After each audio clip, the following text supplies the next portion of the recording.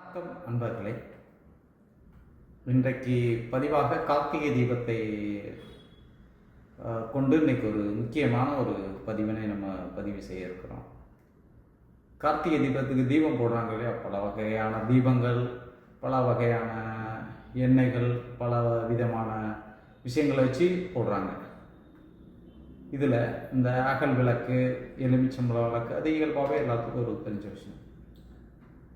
பஞ்சகாவியம்னு சொல்லி ஒரு மாட்டின் பசுவினாலான சில ஒரு பொருள் இருக்குது. அதை நீங்கள் நாட்டு மருந்து கடையில் வாங்க, அப்புறம் எங்கேயுமே ஆன்லைன் அங்கெல்லாம் யார்கிட்டையுமே வாங்க வேண்டாம். நாட்டு மருந்து கடைகளில் போயிட்டு பூஜா ஸ்டோன் இருக்கும், பஞ்சகாவியம்னு கேட்டிங்கன்னா தருவாங்க.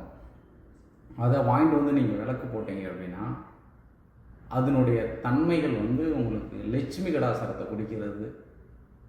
குறிக்கக்கூடிய ஒன்றா இருக்குது. அது கடன் தொல்லை, கஷ்டங்கள், பல கஷ்டங்கள்லேருந்து விடுபடுறது, சில கெட்ட சக்திகள் இருக்குது. அந்த கெட்ட சக்திகளை வெளியேற்றுகிறது தான் அந்த பஞ்சகாவியம். பஞ்சகாவியம்னா எப்படி சொல்கிறதுனா, பால், அதனுடைய கோமியம், தயிர், நெய், சாணம், இதை வச்சு 5 பஞ்ச பூதங்கள். அதுதான் பாஞ்சு அப்படின்னு, அதாவது ஹிந்தியில் பாஞ்சுனா 5 அப்படின்னு சொல்கிறாங்க. அதனால் அந்த பஞ்சகாவியம் அப்படின்றது பஞ்சகாவியம். அதனுடைய விளக்கம் எப்படி, அந்த இப்போ பஞ்சகாவியத்தினுடைய தன்மை எப்படி, பிரபஞ்சத்தினுடைய ஆற்றல் அது எப்படி உருவாகுச்சு, நீர், நெருப்பு, அதனால் சொல்லக்கூடிய ஐம்பூதங்களினுடைய தன்மையை கொண்டது இது. அது ஒரு இன்னொரு தனி வீடியோவை போடுறேன். ஒரு லட்சுமி எப்படி நம்ம வீட்டுக்கு உள்ள, அதாவது பால் காய்ச்சுறாங்க, ஒரு புதுமண விழாவில் எப்படி ஒரு மாடை கொண்டு வராங்களோ, கொண்டு வந்து அந்த மாட்டினுள்ள அத்தனையும் அடக்கம், அதிலிருந்து பண்ணக்கூடிய ஒரு விஷயந்தான். இப்போ பால்னு எடுத்துக்கிட்டிங்கன்னா அதில் தயிர், மோர், வெண்ணெய் இதோட முடிச்சுடுவாங்க. அந்த கோமியமும் அந்த சாணமும் அதுக்கு சம்மந்தம் இல்லை. ஆனால் இதில் அதுவும் சேருது, நெய்யும் சேருது, கோமியமும் சேருது, சாணமும் சேருது, தயிரும் சேருது, பாலும் சேருது. சேர்க்கப்பட்ட ஒன்று தான் பஞ்சகாவியம். இது பாஞ்ச் காவியம்னு இப்போ போட்டாங்க, அது கிடையாது. பஞ்சகாவியம்னு ஒரு முன்னோர்கள் பேர் வச்சுருக்காங்க. அதுக்கு இன்னும் அந்த பேர், அதனுடைய தன்மை, அது ஒவ்வொரு தயிருக்கு பிரபஞ்சத்தில் அதனுடைய என்னது, தயிரினுடைய தன்மை என்ன, நெருப்புனா என்ன, காற்றுனா என்ன, நீருனா அதில் எது அப்படிங்கிறத நான் உங்களுக்கு தெளிவாக ஒரு அடுத்த பதிவில் போடுறேன். இன்றைய பதிவு தீபத்தினுடைய, இது அகல் விளக்கு மாதிரி இருக்கும். இதில் நீங்கள் தீபம் ஏற்றலாம். தீபம் ஏற்றினா கொஞ்சம் நல்லா, அதுவும் சேர்ந்து எரியும். முடிஞ்ச அளவுக்கு தீப எண்ணெய்கள்னு எடுத்துட்டிங்கன்னா இயல்பாகவே நீங்கள் எந்த தீப எண்ணெய்கள் அது வரையில் அதுக்கு பவர், அதுக்கு பொறுத்தளவு ஆமணக்கெண்ணெய்னு சொல்லக்கூடிய தீப விளக்கெண்ணெய் இருந்துச்சுன்னா எடுத்துக்கோங்க. விளக்கெண்ணெய்கள் இருக்குது, பிராண்டட் நான் சொல்லக்கூடாது.